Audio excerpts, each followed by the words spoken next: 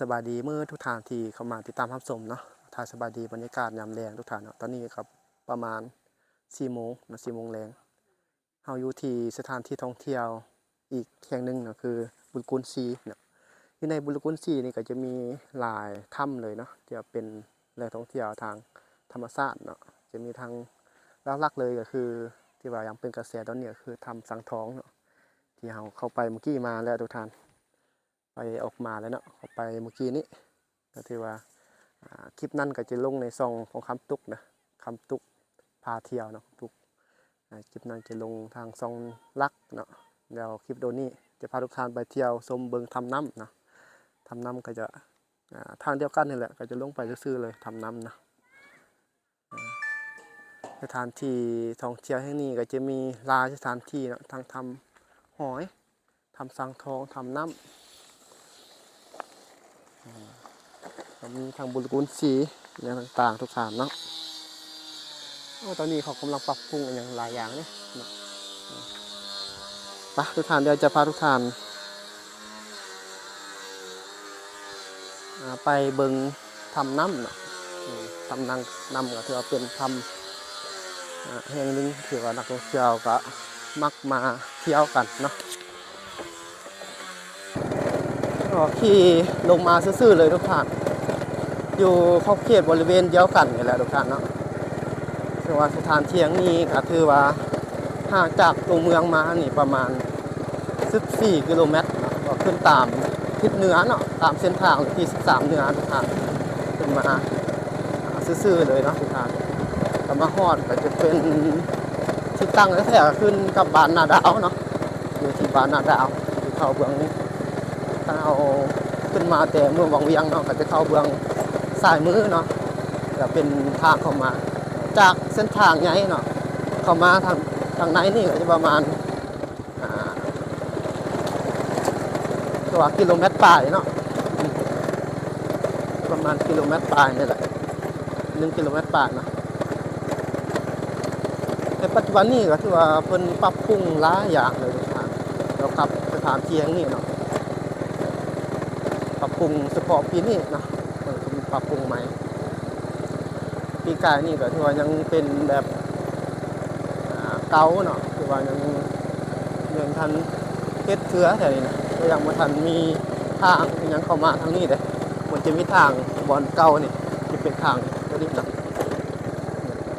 อันนี้ก็จะเป็นทำน้ำเนาะทุกท่านเพิ่นก็คือว่าจกไม้เฮ็ดไม้หมดเป็นทำที่มีทำอันนี้มีน้ำเนาะเป็นว่าทำน้ำนั่นเองทุกท่านจะขี่กงยางเข้าไปสถานที่อย่างนี้บทเรียนทำน้ำ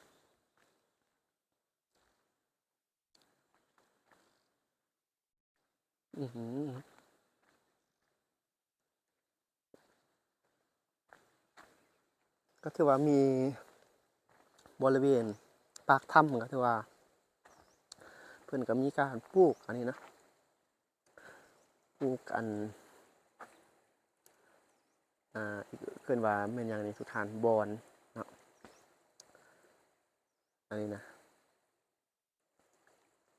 บอนปลาบ่หรือว่าบอนอีกอย่างนี้ปรับปรุงเดินอีกอย่างต่างๆทีนี้นะ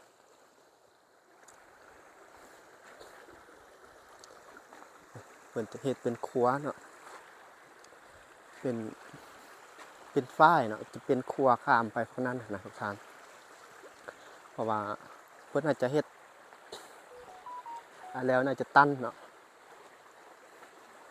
ตั้นให้น้ำมันยืงให้มันเป็นแบบว่าเป็น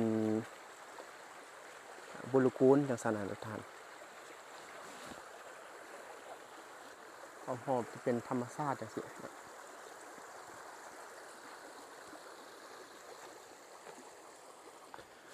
อยู่เมืองวังเวียงเฮานี่จะมีแบบแหล่งธรรมชาตินี่หลายบ่อนเลยทุกท่านเนาะก็เป็นบ่อนที่เกิดขึ้นใหม่ปรับปรุงใหม่นี่ก็หลายเนาะในปี ปีนี้เนาะปี2026นี้จะมีการปรับปรุงขึ้นใหม่เนาะให้ได้รับความนิยมหลายทุกท่านเนาะแต่ก่อนอาจจะเป็นแบบนึงเนาะหลายท่านเคยมาแต่ก่อนท่านก็จะเป็นแบบนึงในปัจจุบันนี้ก็จะมีการอัปเดตเป็นแบบนึงเนาะปรับปรุงอย่างต่างๆให้มันดีขึ้นกว่าเก่าซะทุกท่านให้มันน่าเที่ยวกว่าเก่าเนาะ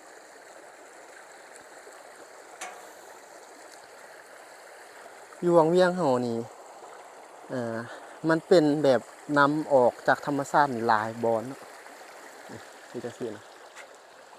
น้ำนี่มันจะออกเป็นน้ำใหญ่เลยทุกท่านคือแบบมันออกจากพื้นดินเนาะขึ้นมาเลยพื้นดินออกจากถ้ำเข้ามาเลยเนาะทางเทิงมันจะเป็นถ้ำสังทองเนาะถ้ำสังทองเพิ่นก็เฮ็ดดอกไฟเข้าไปเนาะงามเด้อถ้ำสังทองเนาะมันมาอยากเบิ่งคลิปถ้ำสังทองก็เข้าไปเบิ่งอยู่ในซองลักเด้อทุกท่านซองคำตุกผาเที่ยวนะขึ้นไปเทิงมันจะเป็นถ้ำห้อยนี่ก็จะมีน้ำคือก็เป็นน้ำทำน้ำนี่แหละทุกท่านเนาะ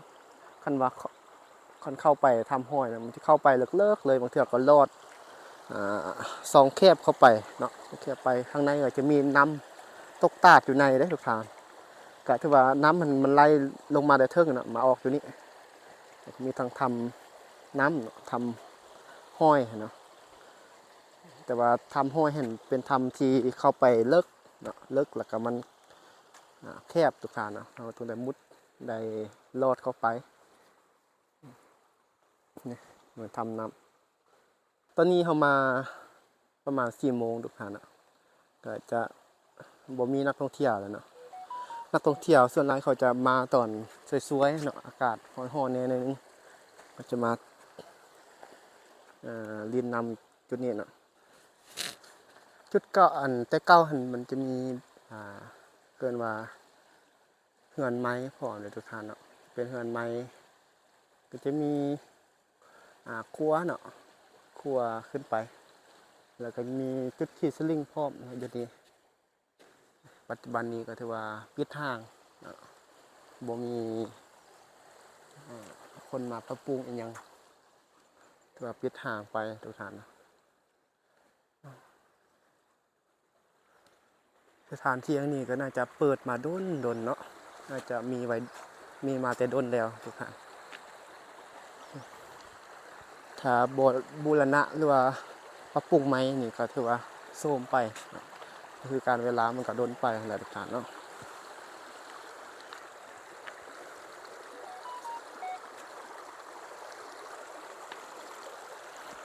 พาทุกท่านถือว่าจะพาทุกท่านออกไปเนาะเพื่อพาทุกท่านมาเที่ยวชมเบิ่งสถานที่ท่องเที่ยวถ้ำน้ำเนาะหรือว่าบุญศรีอันนี้ก็ถือว่าฮอด5 โมงยังแล้วตอนนี้ทุกท่านเนาะจะรีวิวเนาะทางเข้ามาเลยเด้อทุกท่านตอนออกไปรีวิวทางออกไปเลยเป็นยังไงทางก็จะประมาณนี้เลยแหละทุกท่านเป็นทางคนหินจังซี่เอาทางเดียวกันกับทำสังท้องทำห้อยอยู่บริเวณเดียวกันเลย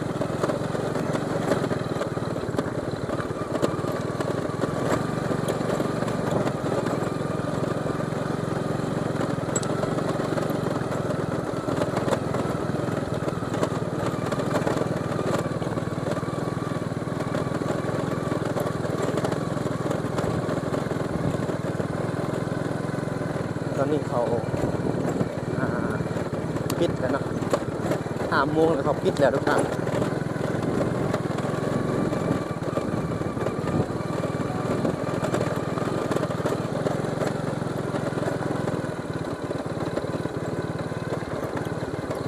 นี่จะเป็นทางออกเนาะก็จะมีอยู่บริเวณเขตนี้จะเอิ้นว่าเขตบ้านสร้างเด้อทุกท่านเข้ามาข้างในบริเวณเป็นบ้านสร้างแต่ว่าทางเข้าอยู่ที่บ้านนาดาวเนาะจากบ้านนาดาวเข้ามานี่ก็ประมาณ700 กิโลเมตรเนาะขึ้นเทิงนี่เบื้องซ้ายมือเฮานี่ก็จะเป็นไปทางบุรีเนาะบุ ลคูน4เป็นบอนลิ้นน้ำเนาะแบบบลคูนทางออก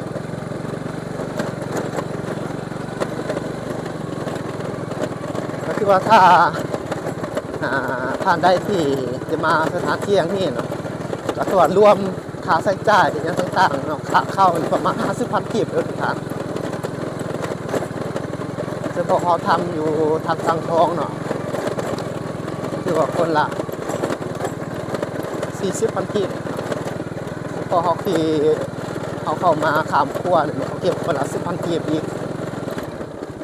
พอเราเที่ยวทำน้ำนี่ก็น่าจะคือกันเนาะคนละ40,000 กีบเลยทุกท่าน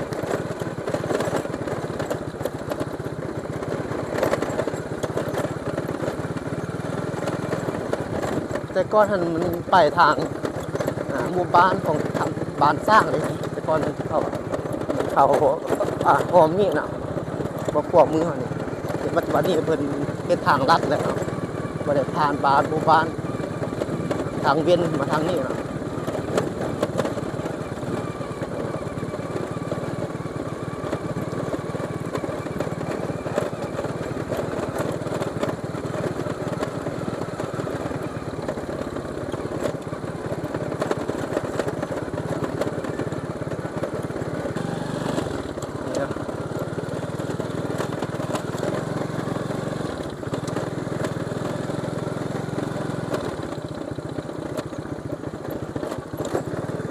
มาก็จะผ่านข้ามครัวเนาะจะมีครัวอยู่จุดนี้ทุกท่าน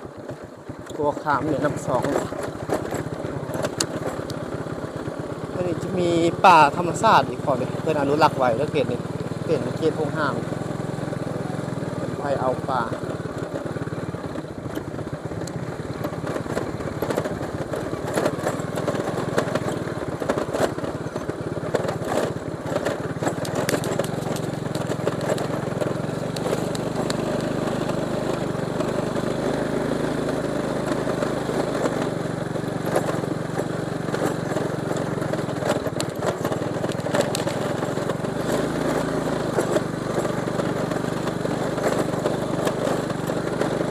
พอเส้นทางเข้ามานี่ก็จะประมาณนี้เลยค่ะจะเป็นเส้นทางก้อนหินจังซี่เนาะมันก็เจ็ดทางแบบว่าทมใส่เอาก้อนหินมาทมใส่อย่างซี่เข้ามาเนาะก็จะพะลงคงเคงอย่างซี่เลยนะครับ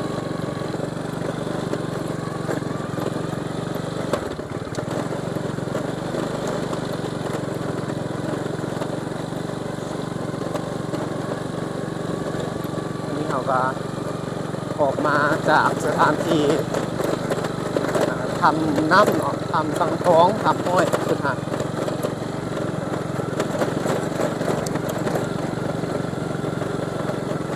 สถานที่แห่งนี้ก็ถือว่าเป็นสถานที่หนึ่งที่มีทางธรรมชาติที่สวยงามแต่ว่าเส้นทางอาจจะค่อนข้างว่าจะลำบากทุกท่านเป็นทางหลวงเนี่ยทางเข้ามานี่แน่เนาะทางหลวงเดี๋ยวมีแต่ขี้ฝุ่นแต่ทางเข้ามานี่ก็ถนนรถย้ายไปนี่ก็รถแค่รถทัวร์ยังไปนี่ก็มีฝุ่นคือกันในทางนี้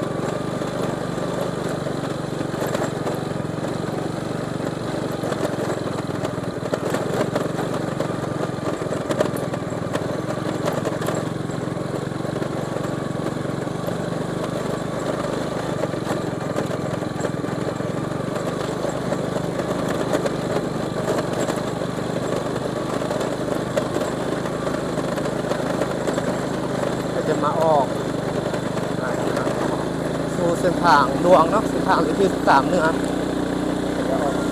จะบอกพอดเป็นประเทศทุกท่านเลยโอ้เบิ่งไอ้ที่ฝุ่นบักละลายบ่อยากเบาเลยทุกท่านที่ฝุ่นเด็ดฝุ่นเต็มเลยเนาะนี่ครับโปรทุกท่านเนาะสำหรับวิดีโอนี้ก็ขออนุญาตจบคลิปประมาณนี้แหละทุกท่านเนาะก็จะเดินทางกลับก่อนนะพบปอกันใหม่ในคลิปหน้าเด้อทุกท่านเนาะจากลาพี่น้องไว้ประมาณนี้ก่อนไว้พบปอกันใหม่เนาะกล่าวคำว่าสบายดี